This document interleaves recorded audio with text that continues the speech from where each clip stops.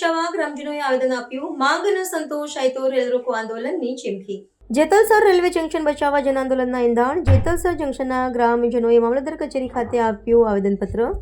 Railway તંત્ર સામે આક્ષેપ છે કે રેલવે પ્રશાસન દ્વારા જેતલસરના મહત્વના વિભાગોને અન્યત્ર ખસેડીને અન્યાય કરવામાં આવી રહ્યો છે.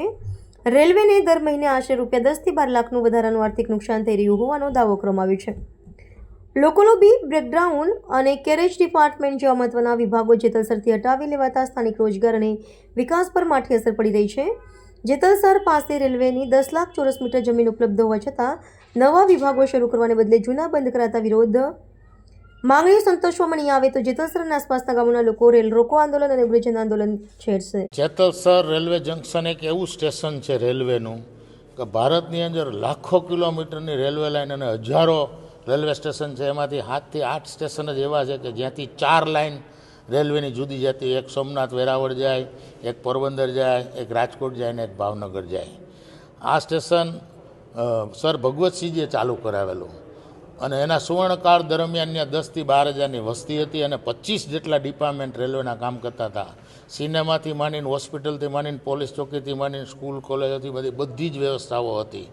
એના સુવર્ણકાળ દરમિયાન 4 થી 5 હજાર કર્મચારીઓ ત્યાં કામ કરતા હતા. એટલા જ નિવૃત્ત કર્મચારીઓ ત્યાં રહેતા હતા. ભાવનગર ડિવિઝન અને અન્ય કોઈ રેલવેના ઉચ્ચ અધિકારીઓ કોઈ કિનાખોરી રાખીને જે કાંઈ એને મુશ્કેલીઓ ઊભી થઈ હોય એના હિસાબે આ સ્ટેશન ઉપર કિનાખોરી રાખીને ધીરે ધીરે અમુક ડિપાર્ટમેન્ટો વેરાવળ, જૂનાગઢ, સોમનાથ અને ભાવનગર ડિવિઝન હોવા છતાં રાજકોટમાં મોકલી દીધા છે. એટલે આ ગામ પડી ભાંગે એવી સ્થિતિ ઊભી થઈ છે. જેના સુવર્ણકાળ દરમિયાન આ જે સૌરાષ્ટ્રની વચ્ચોવચ્ચ આવેલું રેલવે સ્ટેશન છે, જ્યાંથી અમરેલી જવા માટે, પોરબંદર જવા માટે, રાજકોટ જવા માટે કે સોમનાથ જવા માટે 1 કલાકના કોઈ પણ જાતની ડિઝાસ્ટર મેનેજમેન્ટ કરવાનું થાય ત્યારે ટ્રેન અને સ્ટાફ પહોંચી શકે. એને બદલે આ લોકોએ કિનાખોરીથી આવું કર્યું છે.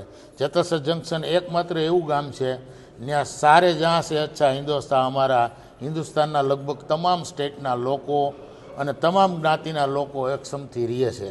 અને વર્ષોથી આ સુવર્ણ કાળ સમા રેલવે સ્ટેશનને મોડેલ રેલવે સ્ટેશન તરીકે વિકસાવવાનો હતો. એને બદલે કિનાખોરીથી એ સ્ટેશનને ભાંગવાનો પ્રયત્ન કરી રહ્યા છે. જે કર્મચારીઓને રાજકોટને અન્યત્ર ખસેડાયેલા છે એને ઓલામાં જે એલાઉન્સ દેવાનું હોય 10%ને બદલે 20% દે. 2-3 કર્મચારીઓનો બોજ પણ વધશે. મહિને અમારા ગણિત પ્રમાણે આ લોકોએ જે અમને કીધું છે 10 થી 12 લાખ રૂપિયા વધારાનો રેલવેને ખર્ચો થાય એમ છે. ને જ્યારે અહીંયા ક્વાર્ટરથી માંડી અને 10 લાખ ચોરસ મીટર જમીન ભગવતસિંહજી આપેલી છે અને તમામ ફેસિલિટી ઉપલબ્ધ હોવા છતાં અને ભારતના વડાપ્રધાન નરેન્દ્ર મોદીનું સ્વપ્ન છે કે મોટા સિટીને બદલે નાના સેન્ટરને ડેવલપ કરવા, એને બદલે આ રેલવેના અધિકારીઓ કોઈ ચોક્કસ કારણોસર આ નાના સેન્ટરને ડિમોલિશ કરવા લાગ્યા છે. જે માટે આ તાલુકાના તમામ ગામના આગેવાનો, સામાજિક રાજકીય આગેવાનો અમે બધા જ જેતલસર જંકશન બચાવ સમિતિ છે એની સાથે છીએ, એની લાગણીઓની સાથે છીએ.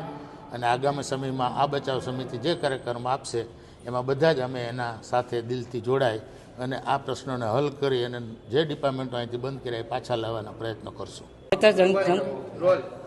હું જેતલસર જંકશનનો રહેવાસી છું. મારું નામ ડાભી મનસુખભાઈ નાનજીભાઈ છે. પૂર્વ સદસ્ય હતો. અત્યારે જે અધિકારીઓ કરી રહ્યા છે રેલવેના તે બાબુશાહી કરી રહ્યા છે. કારણ કે લોકશાહીનું ગળું દબાવે એવું વાત છે. કારણ કે લોકશાહીમાં બધાય સ્વતંત્ર હોવા જોઈએ. એનું કારણ છે કે અહીંયા જે જેતલસર જંકશનમાં પહેલાં વસ્તી હતી 10 થી 12 હજારની, રેલવે સ્ટાફ સહિત 10 થી 12 હજારની વસ્તી હતી. તો પણ આ લોકોએ એટલું બધું ડિપાર્ટમેન્ટમાં કમી કરી કે ધીરે ધીરે તે સ્ટાફ ઘટાડો થઈ ગયો. છેલ્લે પણ જે સ્ટાફની જરૂરિયાત હતી, જે રનિંગ સ્ટાફ છે, ડ્રાઈવર, ગાર્ડનો જેમની જરૂરિયાત છે કે ડ્રાઈવર વગર કે ગાર્ડ વગર ગાડી ચાલી ન શકે, તેમને પણ અન્ય સ્થળે ખસેડીને રાજકોટ તરફ લઈ ગયા. રાજકોટ ડિવિઝન અને ભાવનગર ડિવિઝન 2 અલગ અલગ છે. કોઈ શક્ય થાય જ નહીં કે આની બદલે આને એની તાનાશાહી, અધિકારીની બાદશાહી અને તાનાશાહી ને મનમાનીને હિસાબે તેઓને ત્યાં લઈ ગયા. તે લઈ ગયા એનો પણ વાંધો નહીં, પણ રેલવેને નુકસાન છે. રેલવેને નુકસાન પર મહિને 12-13 લાખનું નુકસાન છે.